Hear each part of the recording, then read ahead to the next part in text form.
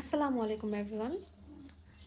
আমার আজকের এই ভিডিওতে আমি তৈরি করে দেখাবো 3 ধরনের রাজকীয় স্বাদে আলুর চপ। আমার তৈরি করা এই আলুর চপটা কাবাবের স্বাদকেও হার মানায়। বিকেলের স্ন্যাক্সে অথবা ইফতারিতে এই চপটা কাউকে বানিয়ে খাওয়ালে আপনার হাতের স্বাদ সে কখনোই ভুলতে পারবে না। এটা খেতে যেমন মজা, তৈরি করাও ঠিক ততটাই সহজ। তাহলে চলুন দেরি না করে রেসিপিটি শুরু করা যাক। প্রথমেই আমি একটি কড়াইতে 2 টেবিল চামচ তেল নিয়ে হাফ কাপের চেয়ে একটু বেশি পেঁয়াজ ভেজে নেব। পেঁয়াজটা একটু ব্রাউন হয়ে আসলেই আমি এখানে কাঁচামরিচ কুচি দিয়ে দেব এবং এটাকে একটু ভালো করে নেড়ে ভেজে নেব। এখন আমি এখানে দিয়ে দেব হাফ কাপের মতো গরম মশলা গুঁড়া, দিয়ে দেব মরিচ গুঁড়া এবং একটু জিরে গুঁড়া। মশলাগুলো দিয়ে একটু হালকা করে ভেজে নেব। এখানে কষানোর কিছু নেই, একটু হালকা ভেজে নিলেই হবে। এ পর্যায়ে আমি লবণ দিয়ে দেব 1.5 কাপের মতো। এ পর্যায়ে চুলার জালটা একেবারে কমিয়ে আমি ম্যাশ করে রাখা আলু দিয়ে দেব এবং এই আলুটাকে মশলার সাথে খুব ভালো করে মিশিয়ে নিতে হবে। মশলাটার সাথে আলুটা যতটাই ভালো করে মেশানো যাবে এটা খেতে ঠিক ততটাই বেশি মজা হবে। এ পর্যায়ে দিয়ে দেব পুদিনা পাতা কুচি। পুদিনা পাতাটা অবশ্যই ব্যবহার করতে হবে, না হলে রাজকীয় একটা স্বাদ সেটা আসবে না। এবং দিয়ে দেবো ধনিয়া পাতা কুচি। একটু টমেটো সস দিয়ে দেব, আমার এই সসটা ঘরে তৈরি করা সস। এবং দিয়ে দেব হালকা একটু সয়া সস। এটা আবারও খুব ভালো করে মিশিয়ে নিতে হবে। মনে রাখতে হবে এটা যত ভালো মেশানো যাবে এটা খেতে ঠিক ততটাই মজা হবে।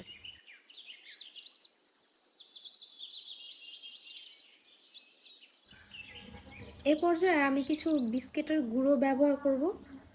এটা আমার আলুর যে কনসিস্টেন্সিটা এটা ব্যালেন্স করবে এবং একটা কাবাবি ফ্লেভার নিয়ে আসবে। আমি কিন্তু আলুটাকে তার মশলার সাথে অনবরত ম্যাশ করছি, এটা আপনারাও করবেন, এতে স্বাদ ভালো আসবে।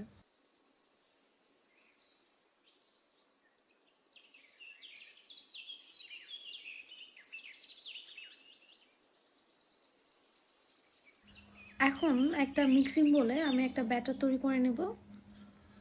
ব্রেড ক্রাম্ব দিয়ে আমার আলুর চপগুলো কোট করার আগে আমি এই ব্যাটারে আলুর চপটা ডিপ করে নেব, এতে কোডিংটা খুব ভালো হয় এবং ভাজলে আলুর চপটা একটু মচমচে হয়।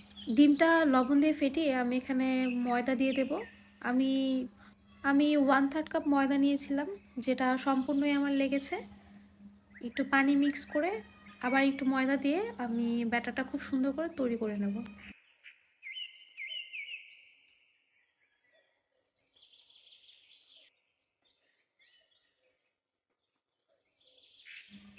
আমার ব্যাটারের কনসিস্টেন্সিটা ঠিক এরকম হবে। আমার কাছে স্লাইস চিজ ছিল, সেটাই আমি ফোল্ড করে মোটা করে কেটে নিয়েছি এবং আলু ভর্তা দিয়ে পুরোটা কভার করে এরকম রাউন্ড শেপ করেছি। ঠিক এইভাবে আমি ডিমের চপটাও বানিয়ে নেব। আর এটা শুধু আলু দিয়ে আলুর চপ বানিয়ে নিলাম। এখন আমি ব্যাটারের মধ্যে আমার চপগুলো ডিপ করে নেব, আর এটা অবশ্যই আমি চামচ দিয়ে করব। চপটা ছড়িয়ে নিয়ে আমি এখন এটা ব্রেড ক্রামের মধ্যে দিয়ে একটু মেখে নেব। চামচ দিয়ে ব্রেড ক্রাম আমি সুন্দর করে আমার চপটার উপর কভার করে নেব এবং কভার করা শেষ হলে আমি হাত দিয়ে এটা সুন্দর করে চেপে দেব, যাতে করে এটা খুব ভালো করে লেগে থাকে। ব্রেড ক্রাম দিয়ে কভার করে রেখে দেওয়া যাবে না, এটার সাথে সাথেই ভেজে ফেলতে হবে। আর যেহেতু আমি ব্রেড ক্রাম ব্যবহার করছি, এটা অনেকক্ষণ ভাজার দরকার নেই। অল্প কিছুক্ষণ ভেজেই একটা সুন্দর কালার চলে আসলে আমি এটা তুলে ফেলবো।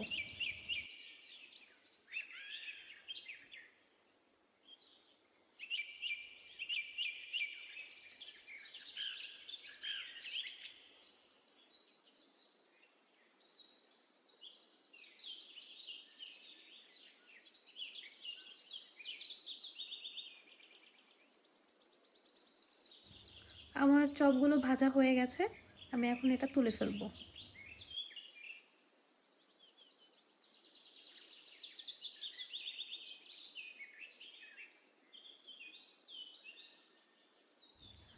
আমার এই রাজকীয় স্বাদের আলুর চপটা কাবাবের থেকে কোনো অংশেই কম না।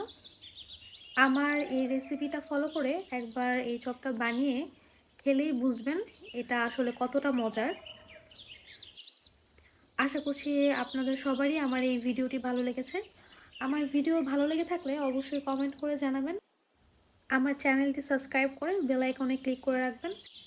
এতে করে আমার পরবর্তী ভিডিওগুলোর নোটিফিকেশন সাথে সাথেই পেয়ে যাবেন।